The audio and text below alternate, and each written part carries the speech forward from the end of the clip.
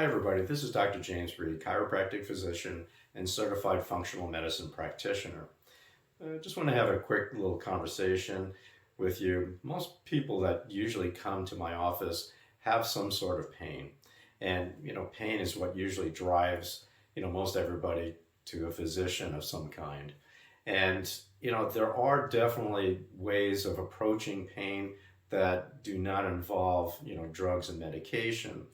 And, I'm going to go over that list with you in just a moment. And, keep in mind that, I'm not opposed to medications or drugs, that they have their place and so on. And a lot of times it can get you through some rough spots. But overall, you have to really kind of think about it. Any of these types of things and approaches really addressing the underlying reason you have pain. And of course, a lot of it has to do with, inflammation and so on. And then, of course, we can't ignore the fact that, staying on some of these things do have side effects as well, too. So this is, where we have to begin to, go ahead and decide, what? Is there another way that we can approach, these pain issues and pain management? And I wanted to go over, 8 basic things that are non-pharmacological and don't involve drugs or medication, and that there is hope and there are other things and approaches, if you haven't tried them, that might help with some of your pain issues. So let's go over some of the things that we can go ahead and utilize to address pain issues that don't involve drugs or medications. Well, number one would be chiropractic treatment. Obviously, if your joints are not moving appropriately, they can irritate, compress, inflame nerves. So doing the appropriate types of manipulation or chiropractic adjustments can be of great help. It also helps to reset the nervous system, and it breaks up a lot of abnormal muscle reflexes as well too. So chiropractic, obviously I'm a chiropractic physician. I've seen it work for years, and I've done this 30 plus years. So yes, it can be helpful in many, many cases. Not all, but it can help in many cases. Number two would be acupuncture. Now, acupuncture is interesting because it can affect, again, the nervous system directly, reroute nervous system function, and the energetic system of the body. It helps in the manufacture of natural painkillers, actually, that are located in the spinal cord and in the brain. Number three would be massage and myofascial types of techniques. Obviously, there could be, congestion or problems or blood flow, in the tissues, and you want to make sure that you're restoring, some of that blood flow and proper metabolism, stretching, and you don't want to have that inflammation and irritation in the fascial layers. So this is where massage and myofascial treatments come in extremely handy.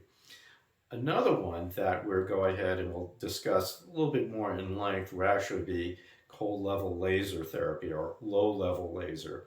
Now, a lot of times we don't realize that certain kinds of lasers can have an effect on reducing inflammation. They actually promote the production of glutathione in your tissue cells, which is an anti-inflammatory. It also helps to regenerate tissue, and it affects actually blood flow to those particular areas.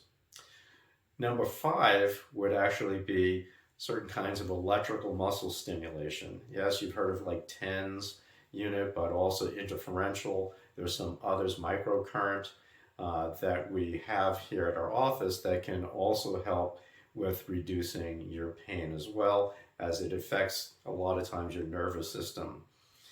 Another one that we would go ahead and consider, number six, would probably be the far infrared sauna.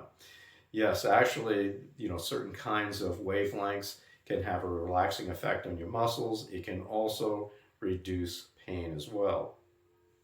Number seven would be different types of anti-inflammatories. Now, these can actually be topical, so you may want to consider something like arnica. Capsaicin would be where you get a heating type of sensation. Eucalyptus, these types of things can be helpful. Some essential oils as well too.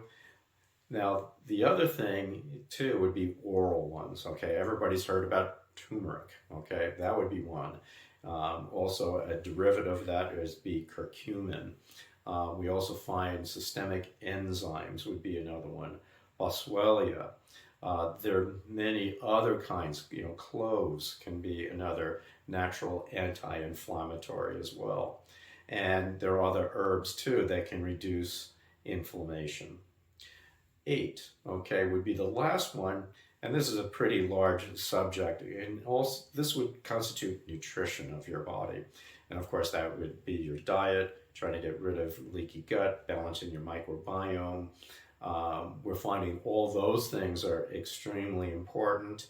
Also, looking at food sensitivities, eating the wrong kinds of foods can cause inflammation, and that can fire off some of the nerves, causing inflammation in them, and of course leading to pain. So looking at your diet and nutrient levels and looking at your antioxidant levels are crucial. And we do have different tests that can actually measure some of these minerals and antioxidants in your body as well. So those are quick 8 types of things that can be utilized here to help to treat your pain more naturally. So I hope this information is helpful for you. If you'd like to get more information or like to be evaluated and see what might be some of the sources of your pain, you can go ahead and contact my office at 480-732-0911, and one of my staff members will be happy to help you. Thanks for listening, and I hope the information is helpful. Hey, Dr. Reade here. If you'd like to get the latest information and also some of the promotions that may be going on in our office, go ahead and subscribe to our newsletter and also our channel, our YouTube, and also Facebook as well too. So once again, we want to go ahead and just thank you for watching, and we wish you the best of health, and we'll see you soon.